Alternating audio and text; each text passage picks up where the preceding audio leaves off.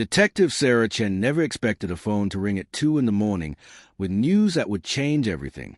The voice on the other end belonged to Marcus Williams, head of security at Forest Lawn Memorial Park. His words came out in rushed, panic bursts. Someone had broken into the cemetery's most sacred section, and the target was unmistakable: Michael Jackson's final resting place. Sarah's heart pounded as she threw on her clothes and raced through the empty Los Angeles streets.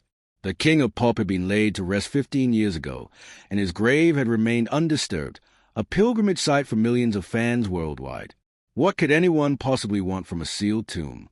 When Sarah arrived, police tape already surrounded the area. Flashlights cut through the darkness like searching eyes. Marcus met her at the entrance, his face pale and drawn. He led her down the marble corridors of the Holy Terror section, where celebrities rested in eternal peace. But tonight, peace had been shattered. The bronze doors to Jackson's private mausoleum stood open, hanging at odd angles. Sarah's breath caught in her throat. Inside, the scene defied all logic. The casket remained sealed, untouched by human hands. Yet surrounding it, scattered across the floor like fallen stars, were dozens of handwritten letters. They weren't old, weathered notes from mourning fans. These letters were fresh, dated within the last week. Each one addressed to Michael Jackson personally, written in the same distinctive handwriting. Sarah picked one up with gloved hands and began to read. The words made her blood run cold. The writer claimed to know the truth about Jackson's death, secrets that had been buried with him, and promised that the world would soon learn everything. Sarah spent the next 3 days analyzing the mysterious letters, and each one revealed something more disturbing than the last. The writer called himself the Keeper and demonstrated intimate knowledge of Michael Jackson's final days, details that had never been made public. They knew about private conversations, medical records that were sealed, and the exact timeline of events leading to that fateful June morning in 2009.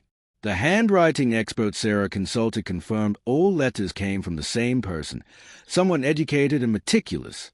But what chilled her most was a pattern she discovered. Each letter contained coordinates, hidden within seemingly innocent sentences about Jackson's music and legacy. Working with her partner, Detective James Rodriguez, Sarah plotted the coordinates on a map of Los Angeles.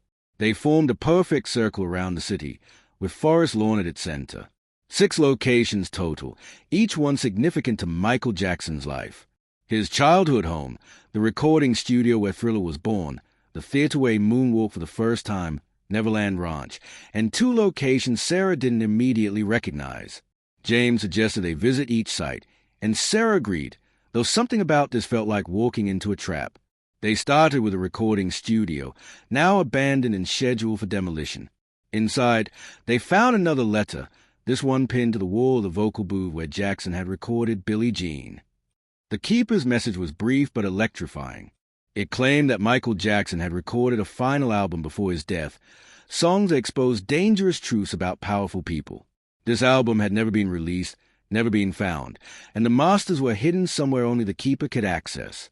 Sarah's mind raced with possibilities. If this was true, it would explain so many unanswered questions.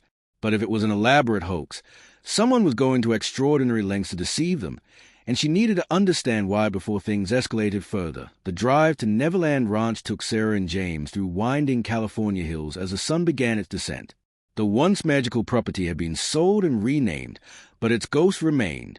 Security let them through after Sarah showed her badge, and they walked the grounds where Michael Jackson had once found solace from the world. The coordinates led them to the old zoo area, now overgrown with weeds and silence. Hidden beneath a false floor in what used to be the giraffe enclosure, they found a metal box. Sarah's hands trembled as she opened it. Inside lay a digital audio player, old but functional, and a single page of sheet music written in Jackson's own hand. James pressed play, and Michael Jackson's unmistakable voice filled the air. It wasn't a complete song, just a demo, raw and unpolished. But the lyrics spoke of betrayal, of people he trusted who wanted him silenced, of secrets he carried that made him dangerous to those in power. The song was called The Truth They Fear, and it was unlike anything Jackson had ever released. His voice carried pain and determination, warning that if anything happened to him, the world should ask questions and demand answers. The recording ended abruptly, as if he'd been interrupted. Sarah felt tears on her cheeks. This wasn't just about music anymore. This was a man who knew he was in danger and was leaving breadcrumbs for someone to follow. The sheet music contained more coordinates, along with a handwritten note. They think they buried it all with me, but the keeper knows. The keeper remembers. The keeper will make them answer. Sarah realized they weren't dealing with a grave robber or delusional fan. The keeper was someone who had been close to Michael Jackson, someone who witnessed something terrible and had waited years for the right moment to act. The question was whether this person was friend or foe, guardian angel, or something far more dangerous. Sarah's investigation caught the attention of people who preferred it stay buried. Anonymous calls warned her to stop digging. Her computer was hacked, files deleted, and her captain suddenly reassigned her to traffic duty. But Sarah had come too far to turn back.